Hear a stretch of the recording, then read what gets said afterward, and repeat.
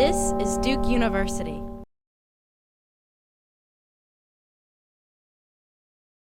Welcome all of you. It's a pleasure to have you here today. We're, as you can see, inaugurating new furniture here in the Rhodes Conference Room. And so I expect you all to give me your comments on the new furniture. The dean and the associate deans have asked for our comments on how it works. And so if you have any comments, positive or negative, please pass them along to me. Or if you see the dean who's sitting back in the back there, feel free to pass them along to him. Right. Well, I'm going to sit down. Before I introduce our guest, let us do what we normally do, which is to go around the table and ask you all to tell our guest who you are, so he'll know to whom he's speaking. So welcome. Welcome to everyone. Our guest speaker has been here before. He has been right in the middle of major social change in Detroit, the city of America's largest municipal bankruptcy. Before choosing to go to the Kresge Foundation, I asked him today whether he was president of the McKnight Foundation, which is a wonderful family foundation in Minneapolis and St. Paul, Minnesota. And he presided over that foundation with the same degree of energy and imagination that he brought with him when he was selected to go to the Kresge Foundation. And I asked him when he was considering, he really didn't want to apply for the Kresge Foundation position. I hope I'm not revealing any this is fine. any secrets. So far. So far, okay. And the search person at the search firm said that he really should talk to them, and he said, well, I'm really like it here. I don't want to do it. So as a favor to me, why don't you go talk to them? And for those of you who know the Kresge Foundation, this is a foundation that for most of its life until Rip got there, was a foundation that focused on making grants for buildings. It made challenge grants to universities and nonprofits to build buildings. And so he went down to talk to them, and they asked him, I guess, they probably thought they were making a mistake. What did he think they should do about this foundation? Are there any new things that he might consider? So he then laid out basically an urban renovation program for this foundation that was really keen on building buildings. And they responded so positively to his presentation. I think they just got excited about it, and they said, gee, this would be really great if you could come here and lead this effort in Detroit. So he did. And the rest really is history, because he basically took that foundation from where it was. And those of you who may remember his earlier speeches here, he had the courage to, some of the foundations represented here have done this, have gotten so-called grantee perception reports that are produced by the Center for Effective Philanthropy.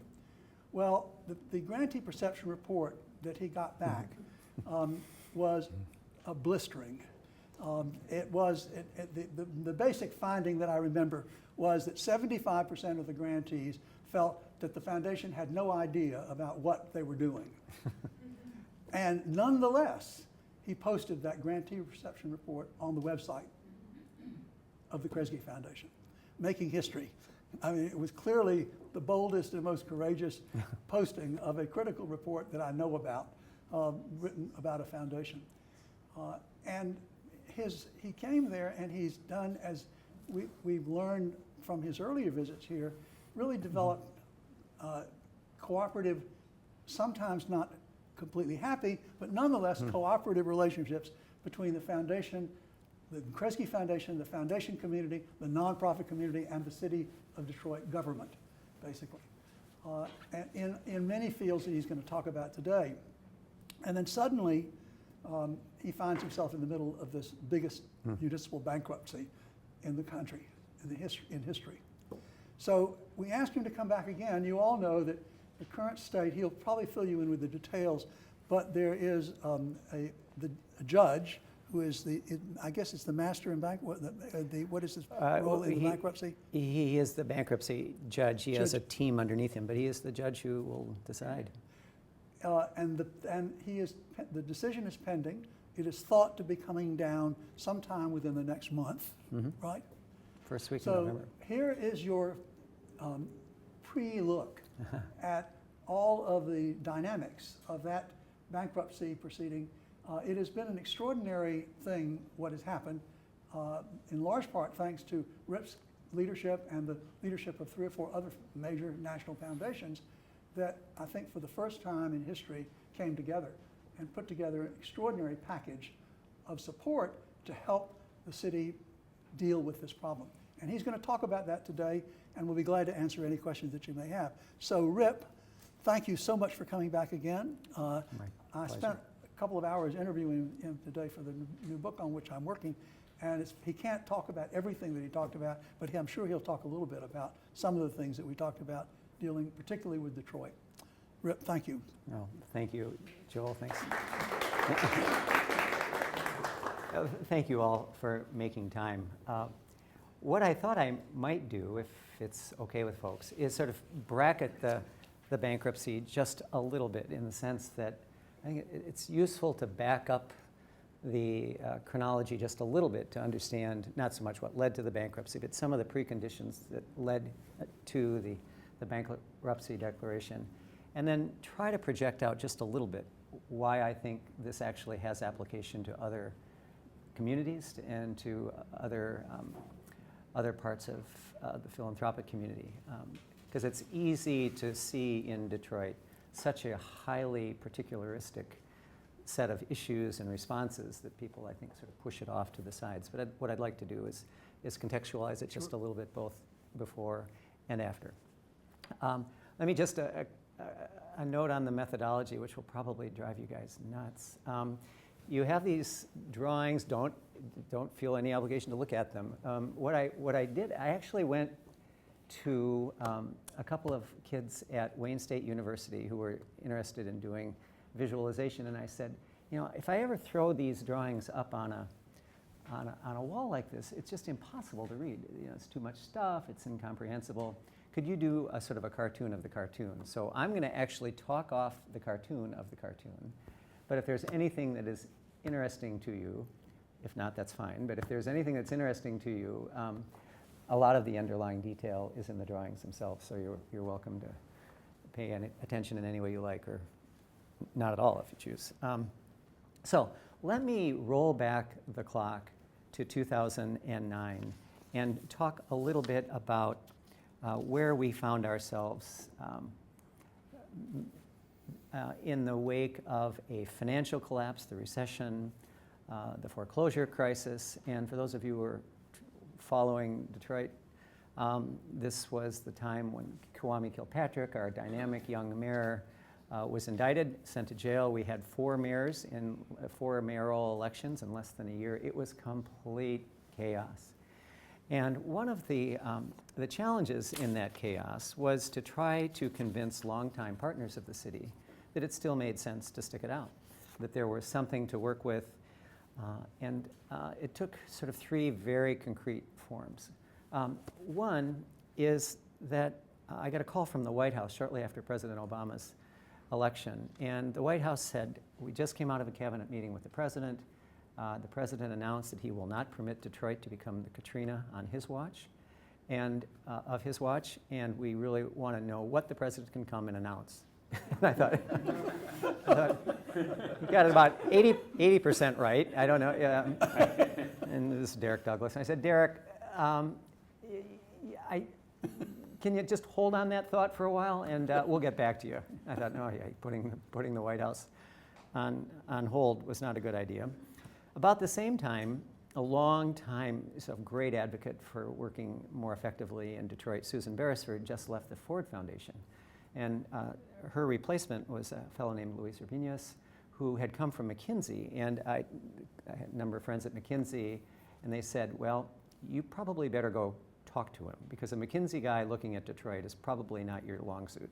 And so I got on a plane and talked to Luis, and actually he was very open, but clearly trying to figure out whether there was a future at the Ford Foundation for a Detroit portfolio. And so I tried to lay out the arguments, and he sort of raised his hand and he said, Rip, so how much will private philanthropy spend in Detroit this year? And I realized I'd really never asked that question. And so I said, well, all right, if you kind of put to the one side the individual donors, you put to one side even the community foundations, donor advised funds, if you Kellogg and Kresge and Mott and the Skillman Foundation and all of the others, I said, you know, it's probably $160 million. And then, so Luis said, without even missing a beat, it was just classic McKinsey kind of analysis. He said, so that means, Rip, in the next 7 years, philanthropy will spend $1 billion in the city of Detroit. What do you propose to buy with that? And it was such a true to form question that I guess it didn't strike me until later how profound it was, because that was exactly the same question that in many ways the White House was asking. Where can we move? How can we be helpful? And the third sort of leg of the stool was my own board was concerned. I mean, you could imagine. I mean, the city with all of the problems you've read about and know about, compounded by the recession, by the foreclosure, by this political collapse, was saying to me, you know, what is your end game here? I mean, how do you justify a national foundation, 80% of whose monies go to other places than Detroit? Only 20% of our money goes into Detroit.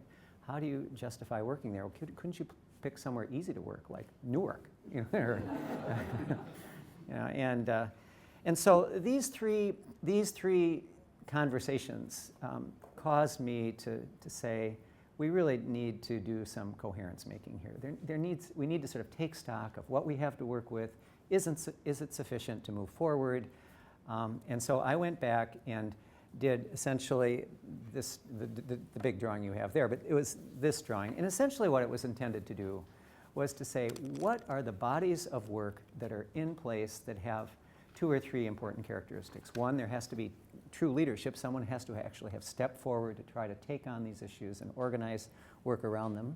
Second, real capital had to be applied. I mean, it couldn't just be someone's sort of broad aspiration. And third, they had to be important. There had to be some ability for these things to get traction. So over time, these 9 bodies of work could actually add up to something significant. It wasn't intended to be comprehensive. It wasn't intended to be prescriptive. It was intended really to be descriptive of there was work being done here. It was investable work. It was actionable work. And taken as a whole, it could actually be the predicate for work going forward. I'm not going to step through the columns. I'll touch on those in a different way in a couple of minutes. But if you would actually take this slide, or don't do it, but I mean, if you would take this slide and sort of turn it that way and create work plans for each one of these, it became essentially the blueprint for at least Kresge to figure out how would you build out a small business development agenda? How would you build out a rail agenda? How would you build out an education reform agenda? And to make a very long story short, from 2009 to 2013 or 14, when the bankruptcy was declared, that was the work of philanthropy in Detroit. We were fortunate in that this became sort of the roadmap for philanthropy. It wasn't intended that way. It was really intended largely for my board and for my own peace of mind. But slowly, that top drawing you have with the modules and all the colors and the clouds became something of a way for people to sort of find their way into the work. So some people were doing education, others were focusing on entrepreneurial work, others were focused on transportation reform. And we were able to create something of an ecology around this sort of shared agenda. So when you fast forward then to 2013, you had a couple of things going for Detroit, and a couple things that weren't going so well for Detroit.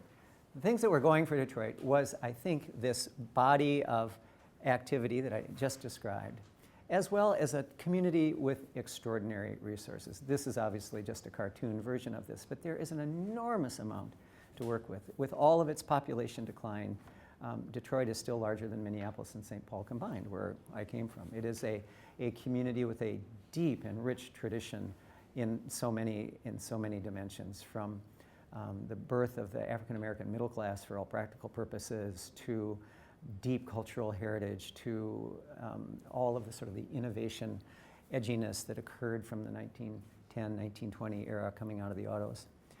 And so on one hand, you had a place that I think was worth the candle. I think a lot of people just felt that in the wake of all of this collapse, it just wasn't worth the candle. But the combination of the people, the place, the infrastructure, as well as these bodies of work suggested to me that there really was something to be worked on. And as I say, for these 3 or 4 or 5 years, we really put together what in many ways became sort of the scaffolding, and I'll talk more about that, for what would come out on the other side.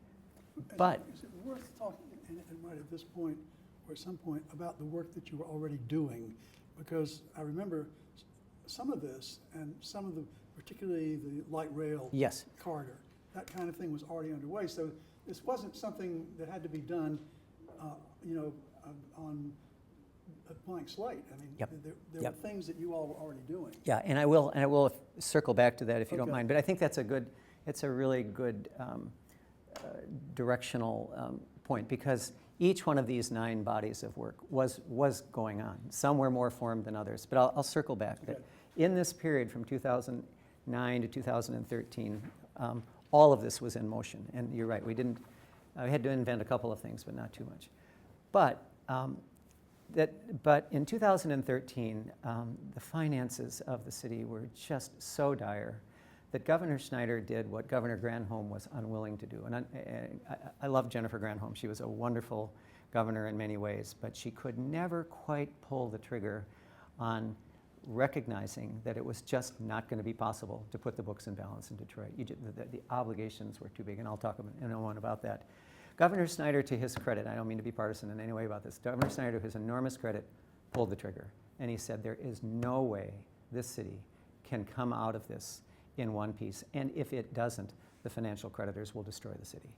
And so he appointed a guy named Kevin Orr as the emergency finance manager with essentially superpowers. He could negate contracts, he could restructure government services. There was really virtually nothing he couldn't do. And so when he came in, there was this enormous concern in all sectors of the community about this kind of power, and about the fact that the elected officials of the city of Detroit were no longer making the calls. And they didn't know who Kevin Orr was. Turns out that Kevin Orr had guided Chrysler through its bankruptcy. And I'm talking to one of the principals in the bankruptcy trial. He said Kevin Orr was probably one of 4 people in the United States capable of taking Detroit through this bankruptcy. He was from Jones Day, African Americans, son of sharecroppers, a phenomenal intellect. And I would say within 6 months, he had completely flipped the script on the community. The community was still concerned about the disenfranchisement issues. It just had to be. There's no way around it. But as someone who began to become an advocate for the city and who was clearly trying to position the city for the reemergence from bankruptcy rather than for the stripping of its assets, it's a remarkable story. We can talk more about that. But Kevin, I think, is a real hero in this. And as Joel mentioned, all of this will culminate the first week in November. The bankruptcy was begun 18 months ago. For those of you tracking other bankruptcies, it takes 3 years, 4 years, 6 years, 7 years. Some people are in their 3rd bankruptcy. We will move through this in 18 months, and I'll describe how that works.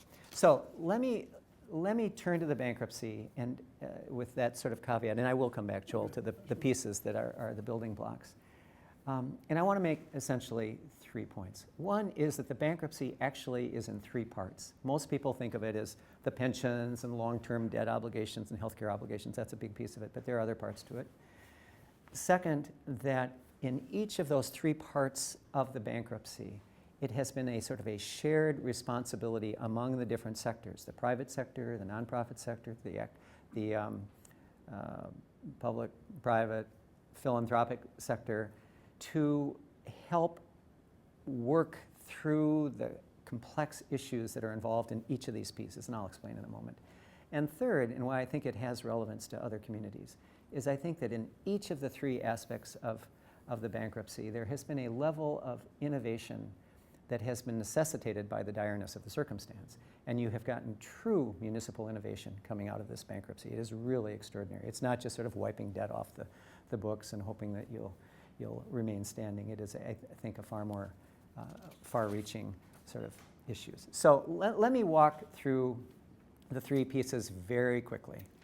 Let me see where, I can't see where I am. There we go.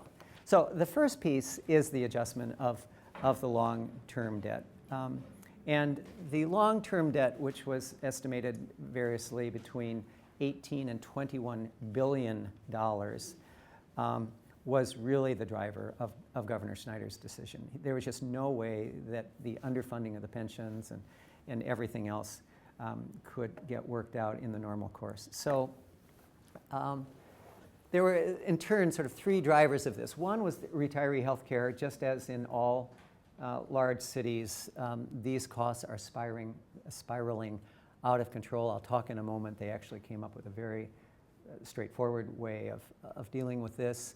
Second was the underfunded pension obligations. You had two classes of pensioners. You had police pensions, which were generally better funded, higher performing, but even the police pensions, depending on your calculations, were only about 70% funded. And the general pensioners, everybody else, the clerical workers and everybody else, were, depending again how you calculate it, anywhere from 50 to 70% funded. And early on, there was an enormous amount of noise in the system about, well, yeah, Detroit is just that place of gilded pensions.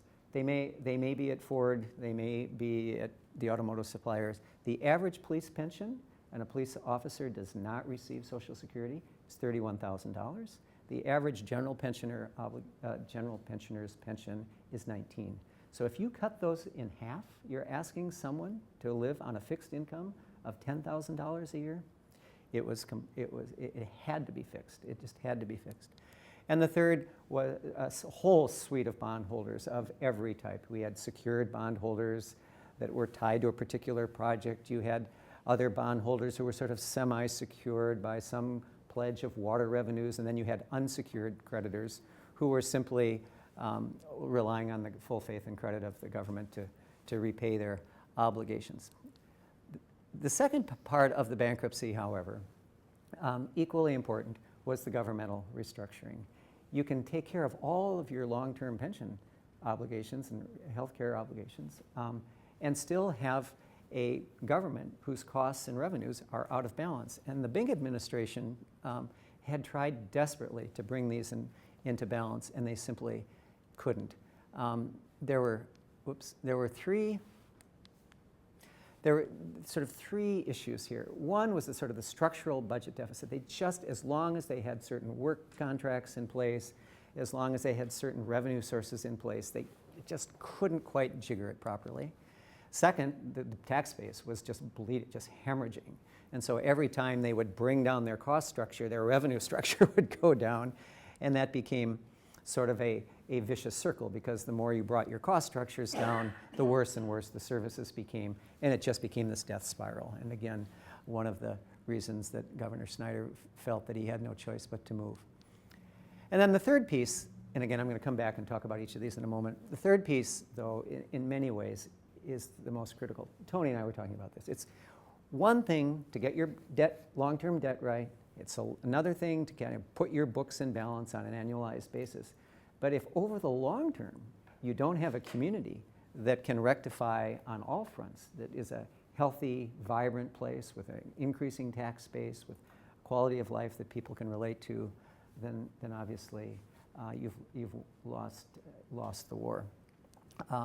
And this required, I think, a recalibration of each of the sectors.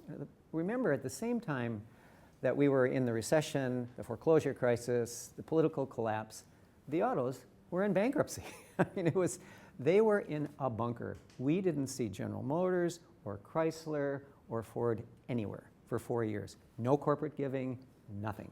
It was a complete shutdown. And in a place that was an automobile monoculture for so many years, that was powerful. And I'm not a native Detroiter, what I didn't realize is that the supply pyramid is unbelievable. We could all, I assume, disagree about whether the auto bailout was wise or not. I'm going to tell you, I haven't watched it firsthand. If those bailouts had not occurred and that entire supply structure we're talking millions of jobs. It would have been just incredible. But the flip side of that is take the private sector out of the equation, and all of that readjustment of governmental function and long-term health becomes almost impossible. You've got to have a market that works.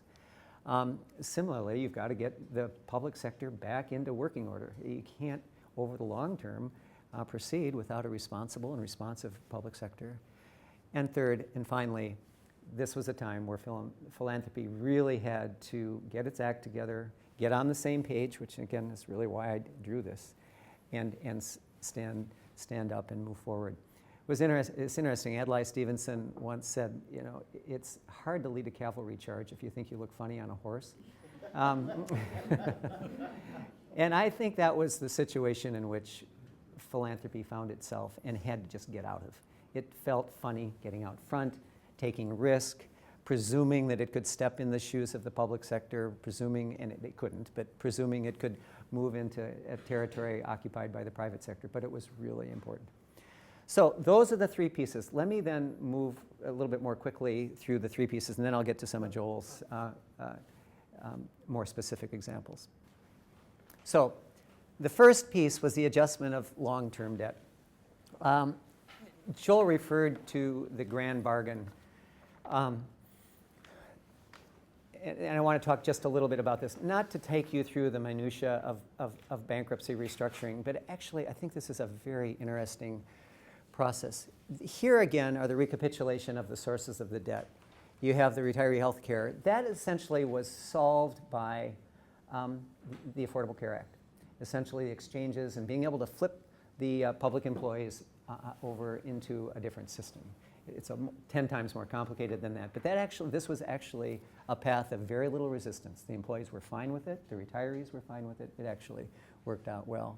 The unfunded pension obligations, I'm going to turn to in just a second, and the unsecured and secured creditors became the subject of a set of very complicated mediations that occurred over the course of the year. Judge Rhodes, the bankruptcy judge, was just about to retire from the bench. He is an extraordinarily able jurist, one of the handful of probably best in the country. He's done a number of things that will be case studies for people interested in bankruptcy law. One thing he did was to take his boss, the chief judge of the Federal District Court in the Eastern District of Michigan, a guy named Jerry Rosen, and he appointed Jerry Rosen to be the chief mediator to report to him.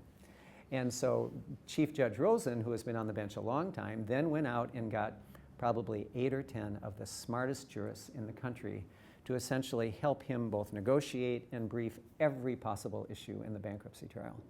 And I'll walk through some of them, not too many of them. I don't want to go too far. But long story short, this process of mediation slowly picked off creditor by creditor by creditor until a week and a half ago we finally got the final creditor to sign off on an agreement.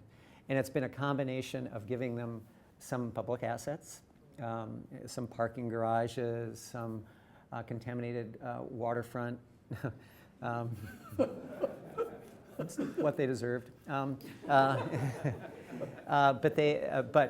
again, I'm happy to answer any questions about the details. But essentially, a combination of that, and as well as a bond that Kevin Orr has arranged, about a $1.2 billion bond secured by a bunch of city revenues spread across the creditor base.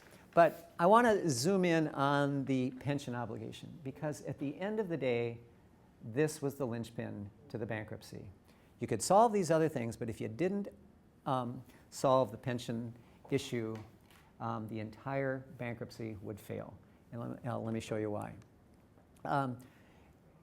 2 reasons. The first is that the Michigan Constitution, as many state constitutions, protects pensions as inviolate.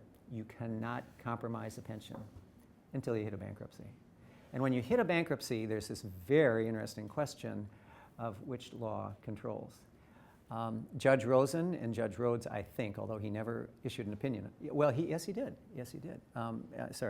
Both Judge Rhodes and Judge Rosen believed that state constitutional protections were preempted by federal bankruptcy law. That would have been litigated for a decade. There is no way that the state of California or anybody else would ever have let that stand. And so unless you figured out some way not to impair the pensions to a degree that the pensioners resisted, you were going to destroy the bankruptcy, because you could have a final plan of adjustment in the bankruptcy, and this would be in court, and it would be stayed for literally a decade, and Detroit would have been in limbo.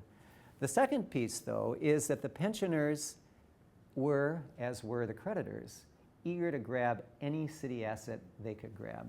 There actually weren't that many to grab. There was this contaminated waterfront property, and there were parking structures. But as you probably have read, the big one was the Institute of Art. The city of Detroit actually is the owner of the Detroit Institute of Art. And there were a whole series of conversations about whether the art was held in public trust. The state attorney general concluded that it was. This was not reachable by the creditors, but the creditors believed that it was. It was a city asset, and it ought to be in play. So the question was almost like the constitutional protection. If you don't resolve that and the creditors start stripping away pieces of art, you're going to have Kresge and everybody else who has donated tens of millions of dollars over the years to a public trust, essentially, the Detroit Institute, in court. Again, it would have tied this thing up forever. And so this was a recipe for a complete paralysis. So I got a call from Judge Rosen. This is the chief mediator, and Judge Rosen and I are old tennis doubles partners. And I hadn't seen Judge Rosen for many, many years. And when I came back to Detroit, called, we got together. But he called me in the middle of the bankruptcy. He said, "Rip, we should get our families together and have dinner." And I thought, okay, that's nice. So I go blissfully, naively, stupidly over to Judge Rosen's home, and about 30 seconds into the conversation, he said, "Rip, I have this idea." He said, "What would happen if we created an art trust that would be where you would aggregate enough money to essentially buy the collection of the Detroit Institute and transfer it to a nonprofit? We'd buy it from Kevin Orr, because Kevin owns the art now. Transfer it into a nonprofit that would be immune from any city invasion. And we would use the proceeds, or would then use the proceeds to channel over to the pensioners enough money to buffer the impact on their pension reductions." And I said, "Well, that's interesting. How much would that cost?" And he said, "Oh, I don't know, 800 million. He said, "Would you guys be willing to do that?"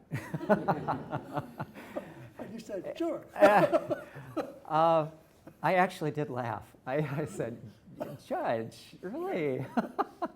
That's a big amount of money." Especially over dinner. And he said, "Well, would you think about it?" And I said, "Of course I'll think about it."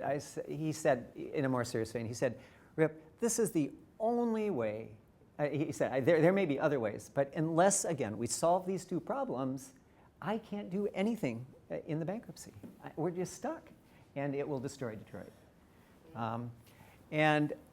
So I said I'd think about it, and Kresge is the largest funder located in Detroit, so he was clearly looking to us to take the lead. So the judge gets all of the foundations of Detroit, including the Mott Foundation up in Flint and the Ford Foundation on the phone, Darren Walker on the phone, and for a meeting. I wasn't there, I was out of town, and that meeting gets the sort of the same reaction I gave Judge Rosen. Really? It just went nowhere. And because there's a huge number, and it had to be, made available now, essentially. So I called Darren Walker, and those of you who know Darren, just an unbelievable spirit who, in his bones, believes in urban places, and I think is deeply committed to try to be helpful in Detroit. I think most of you know he's the new president. I'm sorry, at the Ford Foundation. Excuse me, pardon me. And I said, "Darren, should we take this seriously? I mean, I don't know how we can do this if the Ford Foundation and the Kresge Foundation don't really come up with something that's quite significant." And I'll never forget it. I think it was sort of the great quotation of the year and a half. Darren said, "Rip, it would be philanthropic malpractice for us not to consider this." And I thought, okay, that's clear. I said, "So what are you thinking about?" And he said, "No, I haven't socialized my board yet. This is going to be a little bit of a tough sell. They have a sort of a hot-cold relationship with the city of Detroit, a la Luis's conversation."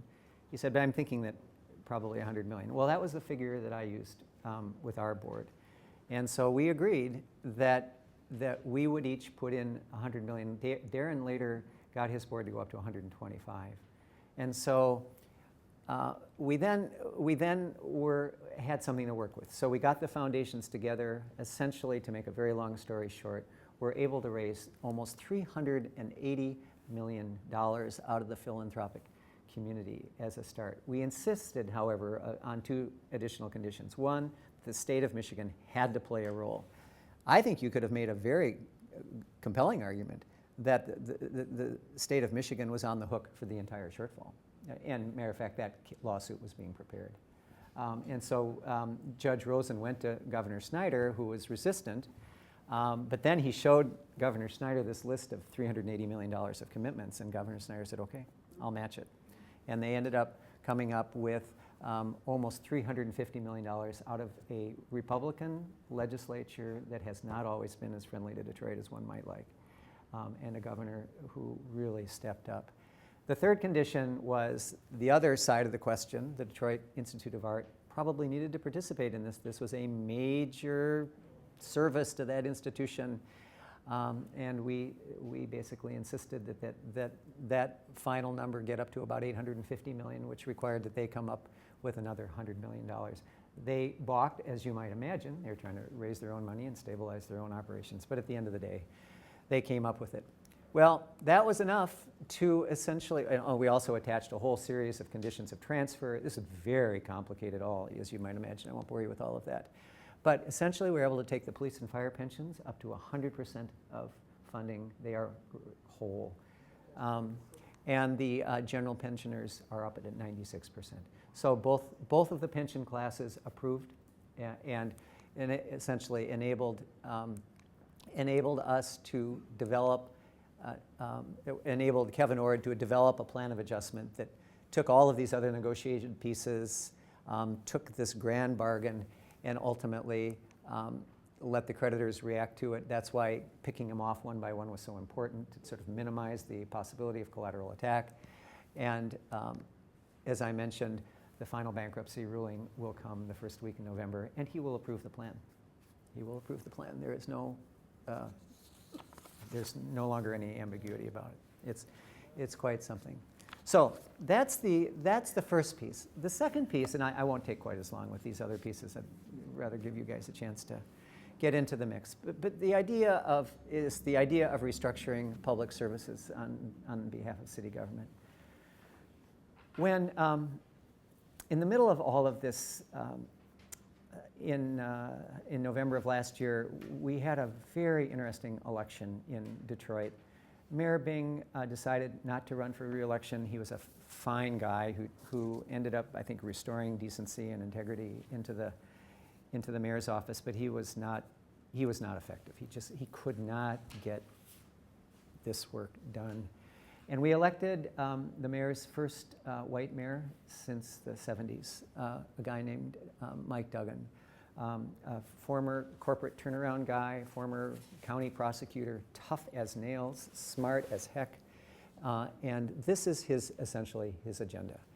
These are 7 pieces of work that he believes have to be done, and I want to just suggest that on one hand, Duggan deserves enormous credit for sort of elevating the basic building blocks of a community restructuring agenda.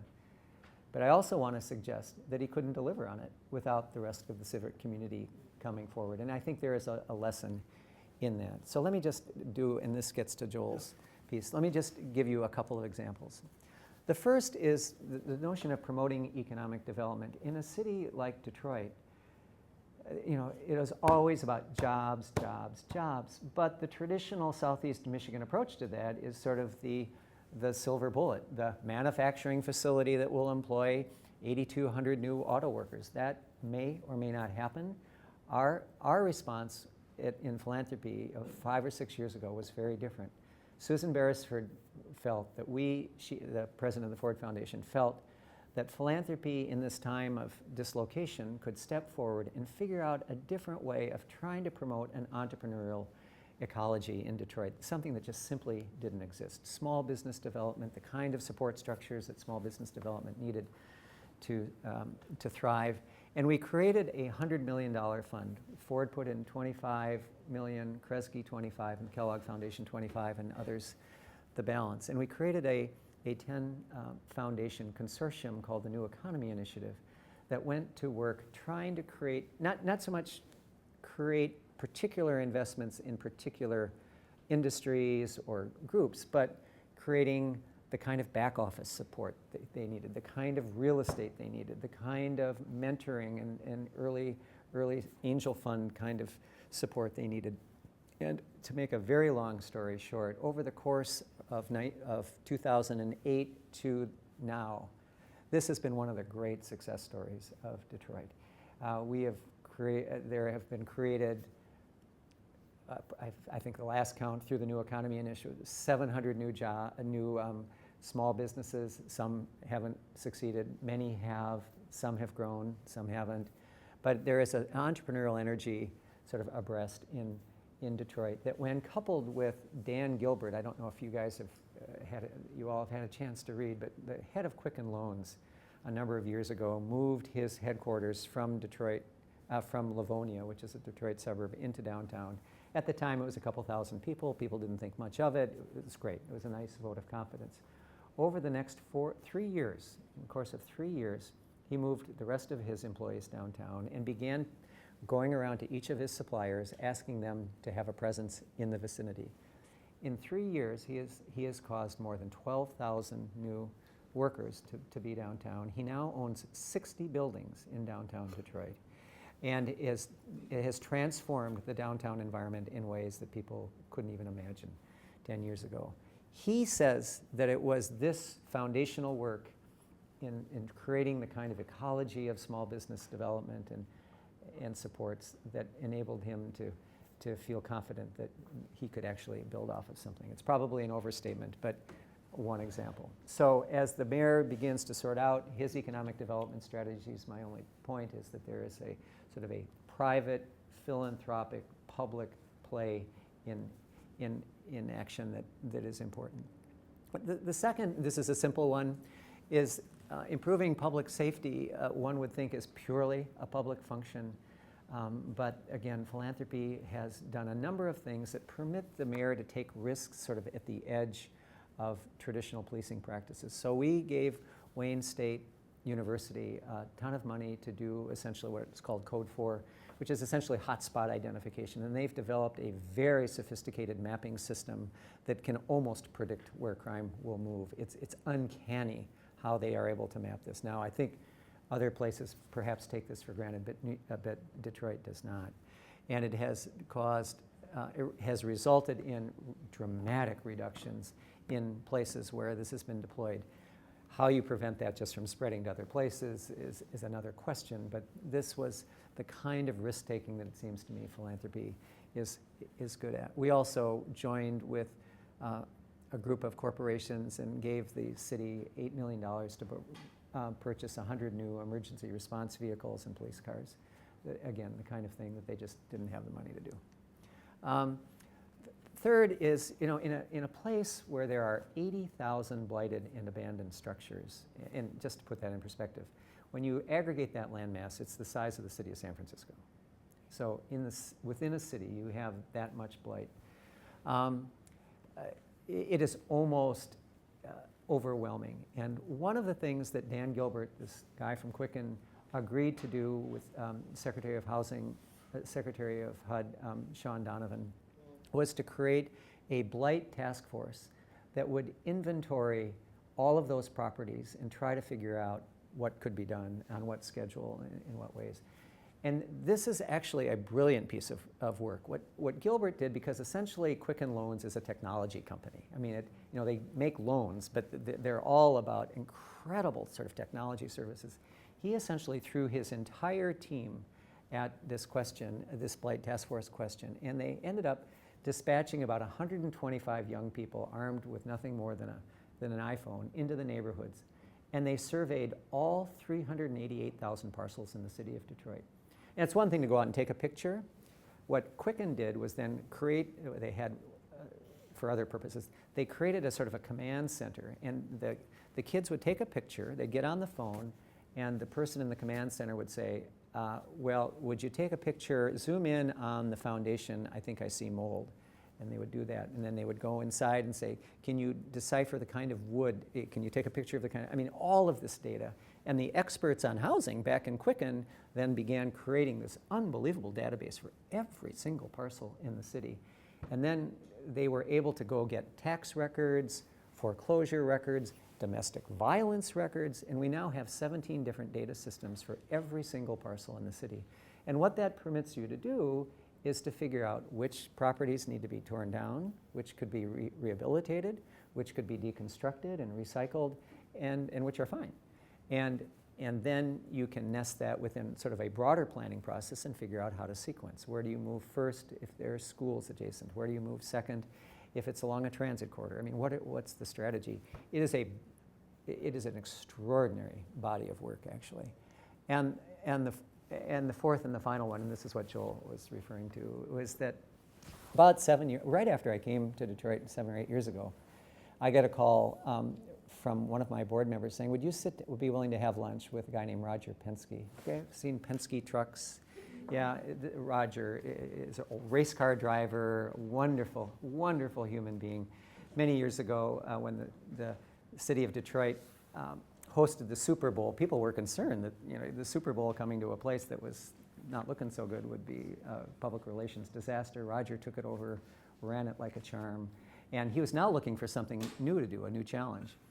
And so my board member thought, well, he should talk to me. Well, I didn't really know who Roger was. If I had known who Roger was, I would never have did what I did, which was to give him advice. It was just ridiculous in retrospect. But he said, so what would you do, Rip? And I said, well, I'm new to town, but I drive up and down Woodward Avenue, this major arterial. It's 8 lanes wide. It's completely overbuilt. I would put rail. I would just run rail up and down the corridor and use that to sort of build out a regional transportation system. You can connect to Bus Rapid Transit. You can connect to Ann Arbor through the Amtrak line that goes there. You can connect up to the job centers in the north through the existing Amtrak. And to Roger's credit, he took it very seriously. And about 2 or 3 months later, I was invited to a meeting, and Roger and a group of others, civic leaders, had undertaken an engineering study to see whether you could do it. I mean, in all sorts of different ways. And they had concluded that you could. The problem was the price tag. These price tag problems kind of haunt us.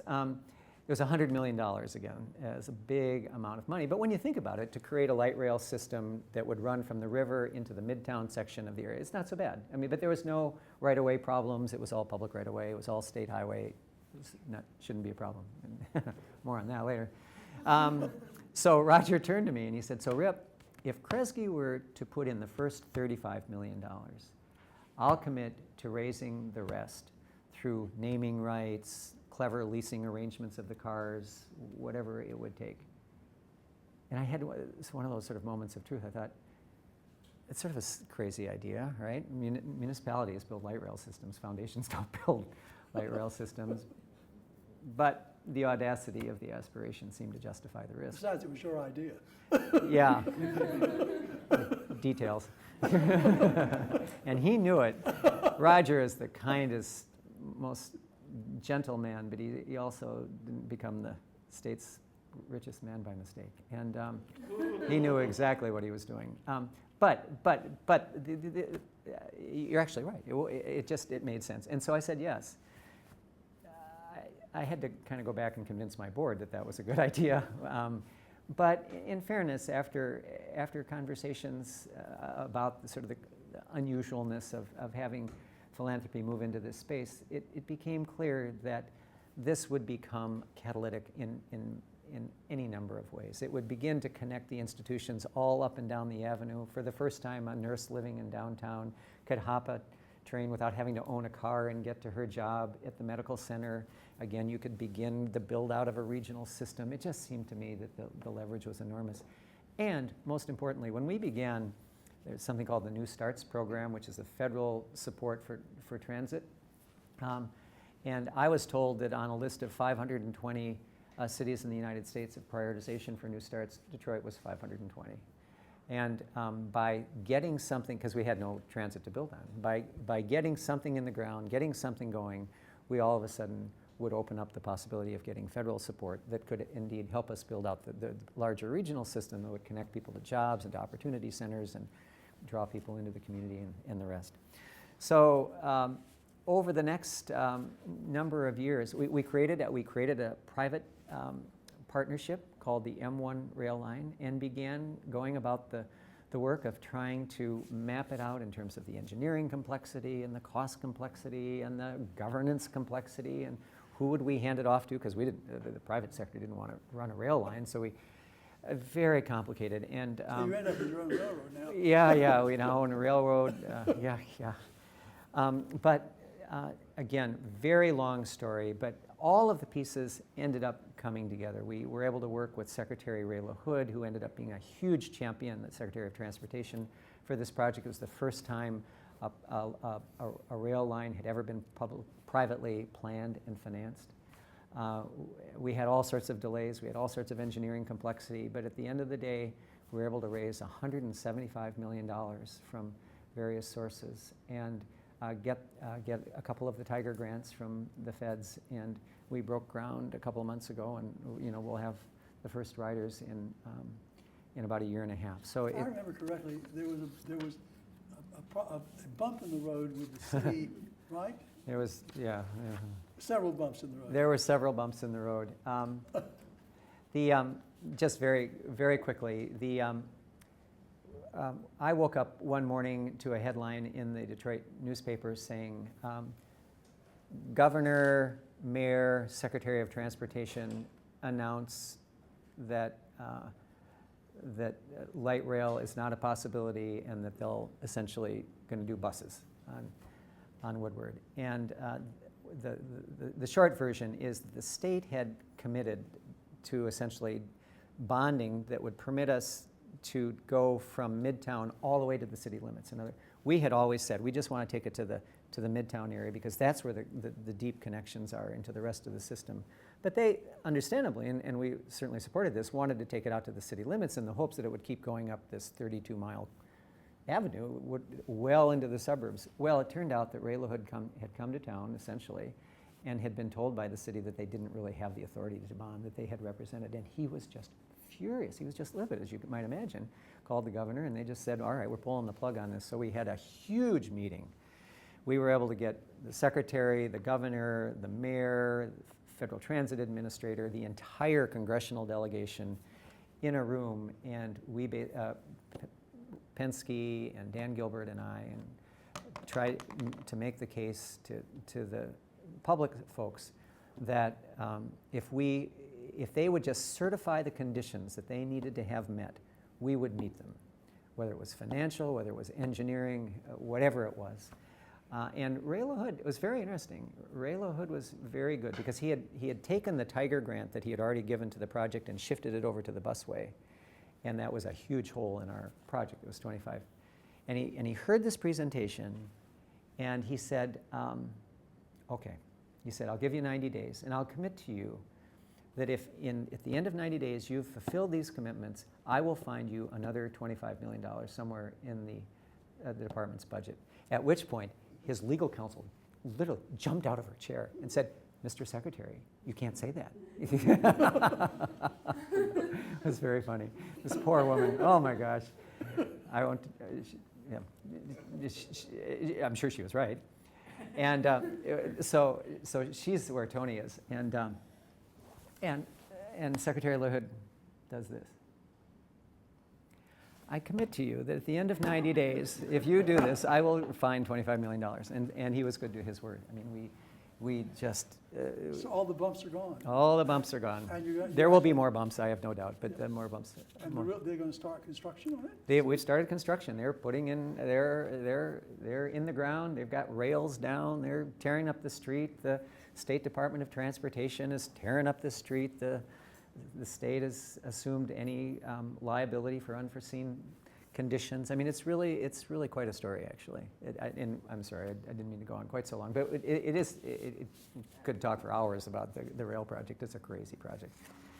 So because I've gone too long, let me just suggest what this last drawing is about, and we could maybe talk about it if you'd like. Because the third piece, in many ways, is, again, as I mentioned earlier, the most important piece, which is putting in place the building blocks for long-term health and stability. And here's where I wanted to try to make the transition to the argument that what's going on in Detroit is obviously unique to Detroit. But it also has implicated the role of the private sector, the role of the civic community, and the role of philanthropy in a way that I think does have application to other places. And these are 6 roles that I believe foundations have played in Detroit and will play into the future. And sorry, I don't mean this quite in such a self-serving way, but I was asked to testify in the federal bankruptcy before Judge Rhodes. And I was asked to testify to, not to the grand bargain. I mean, they grilled me on the grand bargain, but essentially because what evidently is keeping Judge Rhodes up at night, Tony, you're correct to point out, is this. He can make the long-term debt obligations work. He can restructure. He can be confident that the restructuring will occur, but he's not confident that over the long term, Detroit can sustain the work. And so they called me as sort of the witness to try to provide some sense that some of this was possible. And the drawing you actually have is a federal bankruptcy exhibit. Isn't that wild? Yeah. The first time I think a cartoon has ever been entered into evidence. Tell how it happened. Tell them when you presented it to the lawyers, right? Oh, yeah, no, the Jones Day lawyers for the city who were calling me as a witness. Yeah, it's the one that sort of looks like that. It's big yellow. The back of our. Yeah. Good. They were sort of intrigued by it, and they asked the creditor counsel if they could introduce this to evidence. I think the creditors counsel just had no idea what it was, and they said sure.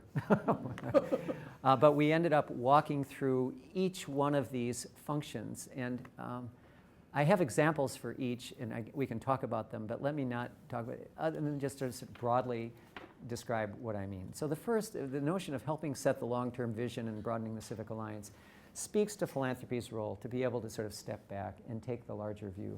The example I use here is something called the Detroit Future City Plan, which was a 4-year process by which we blended high-level technical expertise and a very robust community engagement process to create a plan for the future use of the city's land, how you can reinforce areas of strength, and how you can convert blighted and underutilized land onto the positive side of the ledger, and how you might sequence that, how you can use economic development tools, natural resource reclamation tools, transit tools, a very complicated affair. But this is simply and there's a huge story behind this, again, we can talk about, but essentially this was something the city was simply not willing to do and could not do.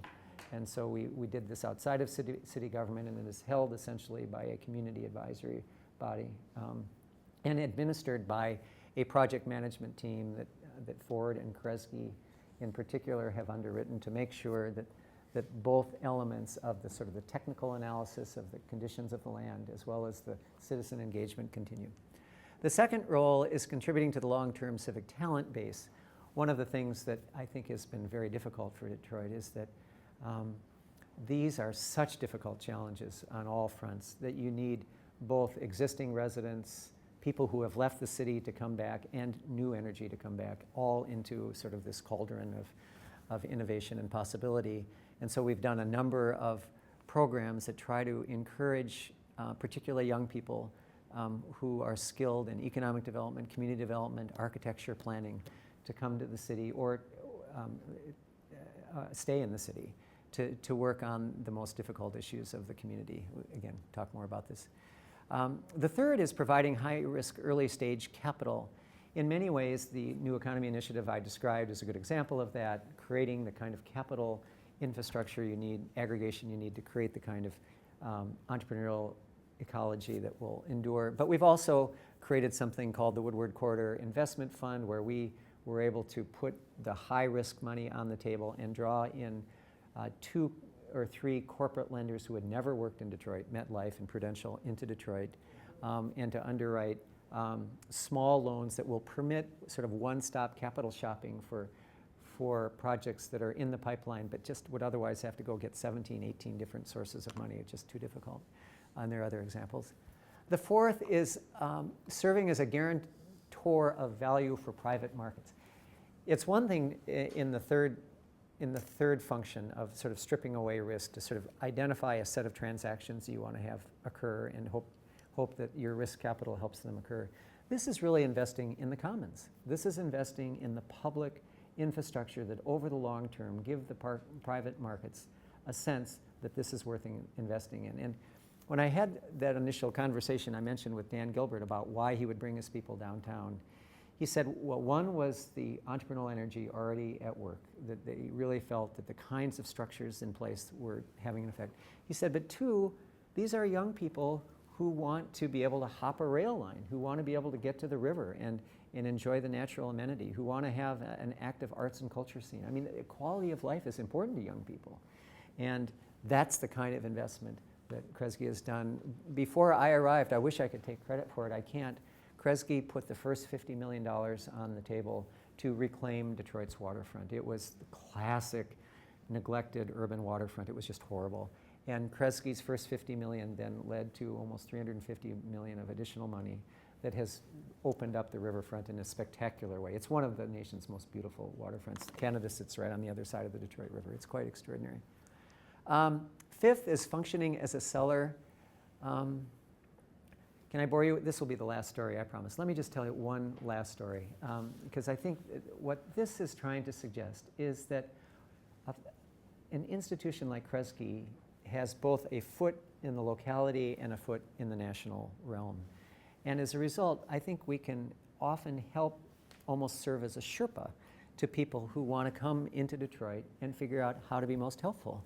You can identify problems. I mean, we can't be the ultimate arbiter of whether people come or go, but I think we can be helpful. And I think for the Ford Foundation particularly, it's been very helpful to know that they can come and have sort of a truth tester on the ground, so that they were going to do something a couple of years ago that would have just been disastrous to their reputation. They had no idea what the backstory was. How could you? But this example is that a year ago, Gene Sperling, the chief economic advisor to the president, called and said, as you guys enter bankruptcy, we can't forgive your bonds. We can't take an appropriation bill to the Congress. We just can't do that. But there's a lot of discretion in the federal budget. Would you be willing to help us identify what Detroit most needs and how that might match up against federal resources? And so I tasked our group at Kresge to work with our colleagues. We developed a series of white papers around housing, around transportation, about public safety, around civic capacity, 6 or 7 areas. And then we all, about 10 of us, went to the White House, met with not just Gene, but with 8 different cabinet secretaries. It was quite extraordinary, actually. And we spent almost 3 hours going through that document, sort of identifying where the feds felt that they actually could free up some money or loosen regulatory requirements or do something. Then we all left. Gene then set up working groups, cross-departmental working groups on each one of these 5 areas.